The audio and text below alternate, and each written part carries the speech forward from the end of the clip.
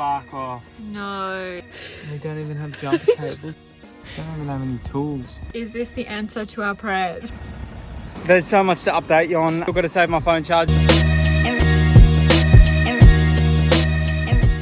G'day, I'm Tommy Edwards. I'm a World SuperSport racer, and today I'm taking off from the Netherlands to Italy for my next test with my team.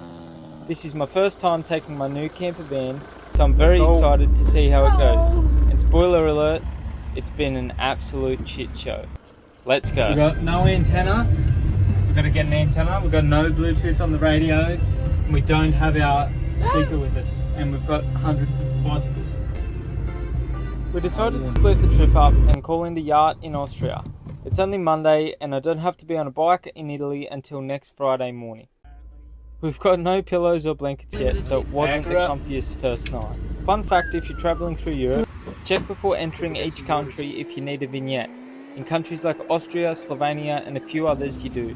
They basically get you through some of the toll roads. Last year I bought one in Hungary after I'd already crossed the border and got stung for €350 for not having one. Save yourself the money. I don't think this part even needs to go on there, but we'll put it on there. Now we're right to go. It was really good to catch up with my old team and see everyone at Yard. While I was there, I did some filming for my new YouTube series, Racing Explained, and caught up with my mate Rossi. So, the part you've all been waiting for, where things start to go wrong. We got on the road to Italy and found this awesome free camping spot for the night using the Park for Night app. Big open field next to a farm and the water.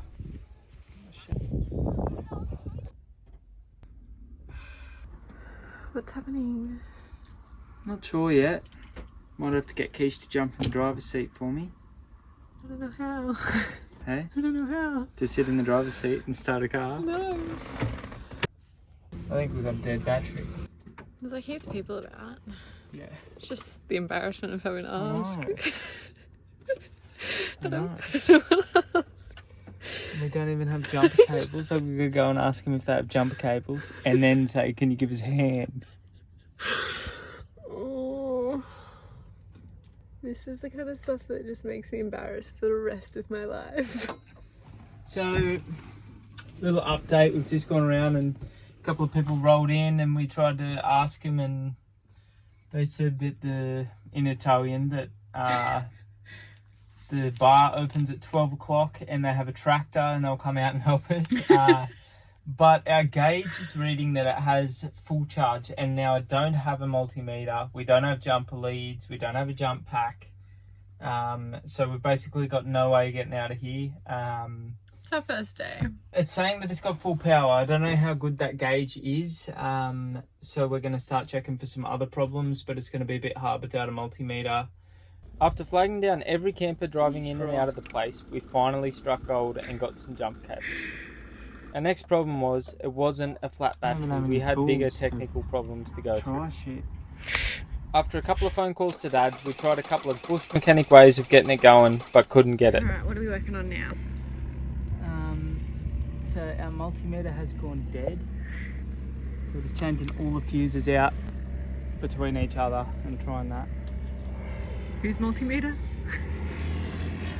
The French guy next to him. How we going, Tommy? We're going. Taking the seat out. Seats outside. Driver seat sitting outside. We go to the battery, so we asked everyone in the whole caravan park for a 3-volt battery. We've currently got one device going. There's so much to update you on. I still got to save my phone charge, so I won't take too long doing this. Long story short, we think that we needed the battery for the key. So I hitchhiked to the closest town. Some girls from the caravan park gave me a lift, which was super nice of them, and thank you if you watch this. Just went to every shop in this little town and was going to wait an hour for the bus to get it to a bigger town. And the shop behind me that's actually closed, seen the boss pull up there in the work car and asked him if he has this battery, which no one seems to have. And we got it. So just gonna run 12 Ks back to the caravan park now. It's pretty warm, but fingers crossed this fixes the problem. Is this the answer to our prayers? Finally have my tea. Oh, I drank half of it. That's all good. Fuck off. No. Still not. Still not. Fuck.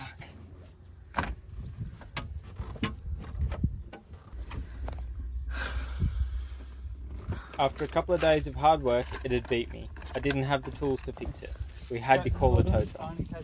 The absolute toe of shame. Everyone in the caravan park looking at you after you've been working on it for 2 days, ripping the front seat out, running back from town just for a key battery, going around asking everyone for their tools, their jumper packs, everything possible just to get towed out of the place. What's going on, Tommy? So we asked the tow truck driver to bring the key pairing device because I ran to the shop and back this morning and got a new battery for it. Didn't fix our problem, so we're now on our way to a mechanic because we have to pair this. I think that we have to pair the key to the car or just clear the faults, so wait and see. Right, we're getting towed. There wasn't something wrong with our van before. There will be before we get back to this mechanic shop. It's like being on a bucking bull. What are we doing? We are having a lemon soda while we wait for our van to be fixed. Fingers crossed that it is fixed today. This Tom has to be at the track in 3 days time, so we do not have time to muck around.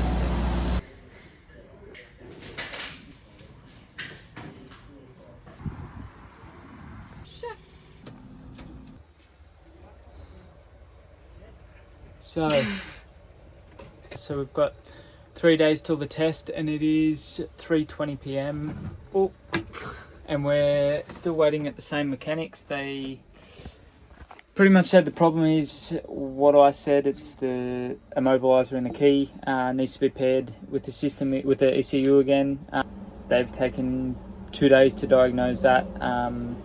So now we're going to get a tow truck to the actual Ford dealership where they're going to repair an original key, hopefully, or this key. So they're on afternoon siesta at the moment, so hopefully get picked up in not too long. I'm pissed because we told them that this was the problem. It's taken them 2 days to tell us that this was the problem. Now, we're just waiting. I'm sick of it.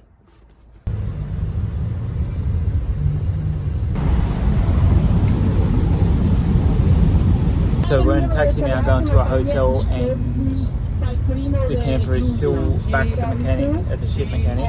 And that gets towed tomorrow to the Ford dealership and they're not going to be able to look at it until Thursday. And the test is Friday, so well, I think we're going to have to, maybe we can get a hire car and see what we can do. Luckily, the insurance booked us into a nice hotel for the night, so we went back, had a shower, and you wouldn't believe what happened. We went for a walk down the back streets when Keish pointed out a Kawasaki 750 H2 in the window. We're not talking about your modern supercharged H2, this was the original Widowmaker.